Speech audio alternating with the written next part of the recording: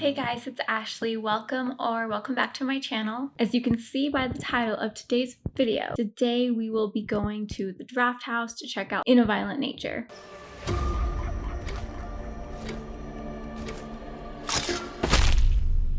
So the trailer for this film seemed pretty interesting to me. That's all I've seen from the film is that original trailer. I've kind of been hearing mixed reviews from the folks who have already gotten a chance to see the film. A lot of people are comparing it to Friday Part 2, which I do kind of get those vibes from the trailer. I've also heard a lot of people say that although this is supposedly an ambient slasher, that is also from the killer's perspective, that it is in fact very gory. So that does make me very intrigued. Also, I did skim the film's Wikipedia page, and something else that intrigued me was reading that the director drew inspiration for the film's style from Gus Van Sant films. In particular, Elephant from 2003, which Nash characterizes, and I quote, "slower, more methodical, more deliberate, and follows characters through a scene." Now, I love Gus Van Sant films. I always have. He's one of my all-time favorite directors. If you're not familiar with him, he did Good Will Hunting, My Own Private Idaho, Drugstore Cowboy, Last Days, the 1998 Psycho remake, which I do enjoy quite a bit more than the general population, and of course Elephant and many other films. So when I read that Elephant was in particular the inspiration for this film, I immediately got excited for myself because I love Elephant, but I also immediately thought, okay, a lot of people are not gonna like this, I bet.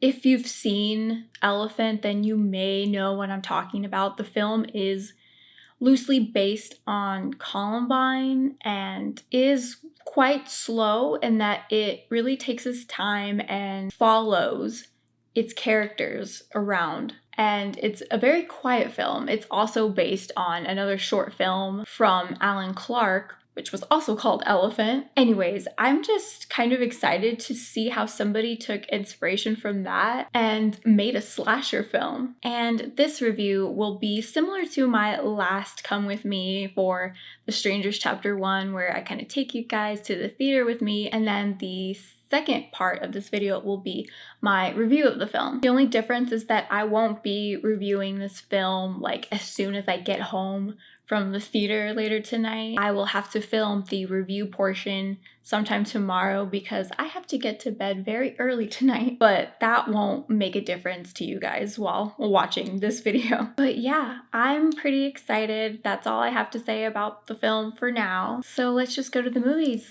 and watch In a Violent Nature.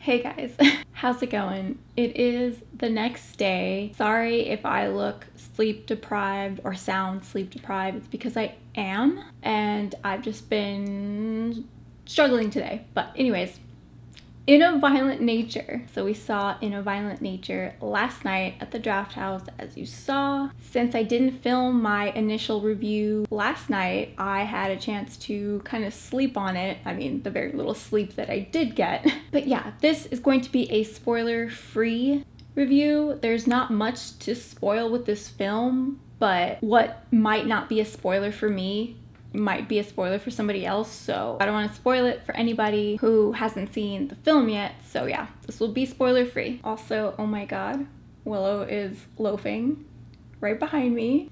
Okay, so right off the bat, my initial thoughts on the film, it was pretty much what I expected it to be, and that's not a bad thing at all. It's actually a good thing. I really enjoyed this movie, but Like I mentioned earlier in the video before I went to go see it, I just kind of knew that this wasn't going to be everybody's cup of tea.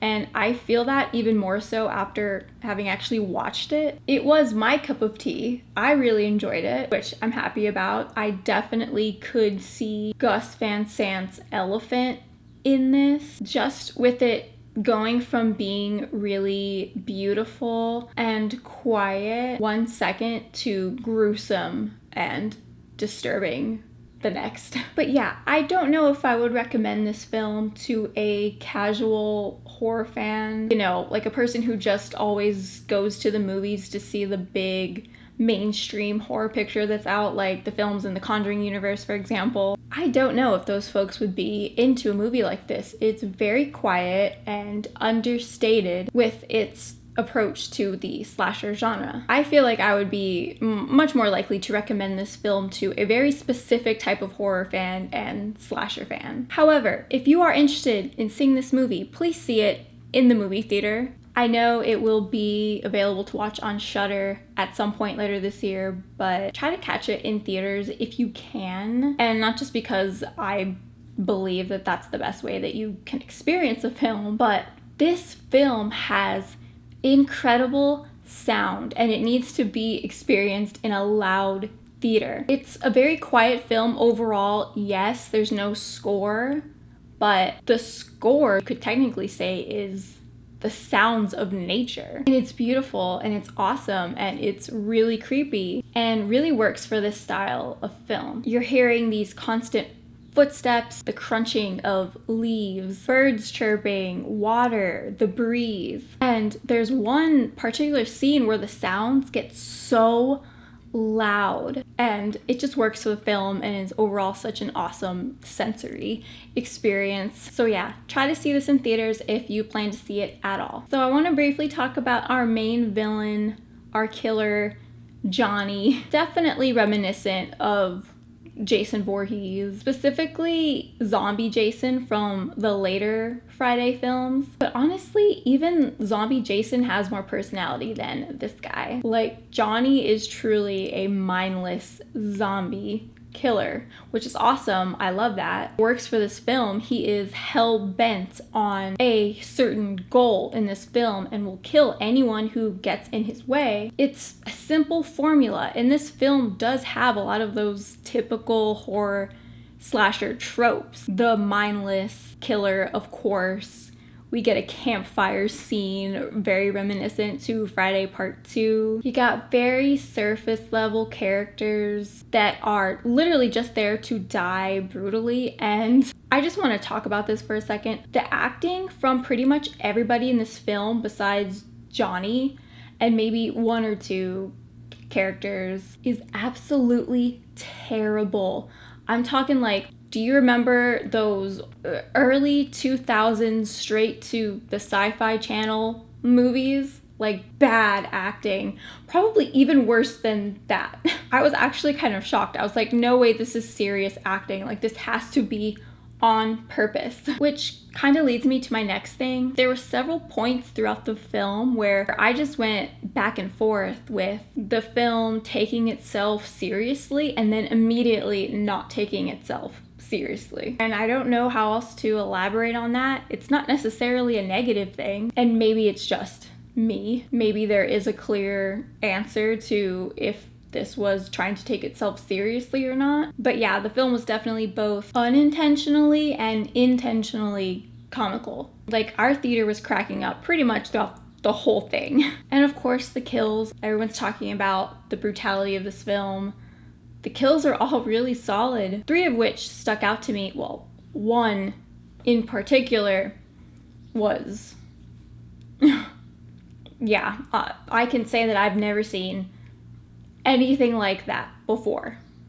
So if you love your gore, if you love your effects, you're gonna love this movie. And all the effects are really well done for the most part, maybe an exception of like 1 or 2 effects where I thought it looked really fake, but also it kind of adds to the charm of the film. I also loved in this film that 1 second could be the most brutal you've ever seen, and the next second be just like the most beautiful shot you've ever seen with this gorgeous sunset and just the wilderness. I just love that juxtaposition so much. And yeah, I feel like that's all I want to say about the film itself. It's beautiful and it's brutal. And honestly, some really good tension, despite how quiet and ambient it is. I just really appreciated the risk with the approach to making this film. Like I said, not everybody's cup of tea, which is fine, but this felt oddly refreshing to watch as a slasher fan. And I think if you are a horror fan or a slasher fan, give it a shot. Maybe have some patience with it, you know, and just surrender to it and kind of lose yourself in its understated and subtle approach. But yeah, if you're just kind of a mainstream moviegoer, I don't know if this is gonna be your thing, but you can find that out for yourself. So anyways, guys, that was my spoiler-free brief review on In a Violent Nature. I give it a 3.5 out of 5. I can see myself watching this again once it reaches Shudder. So yeah, let me know your guys' thoughts on this film if you've seen it. Let's talk more about the film in the comments, and I'll see you in my next video.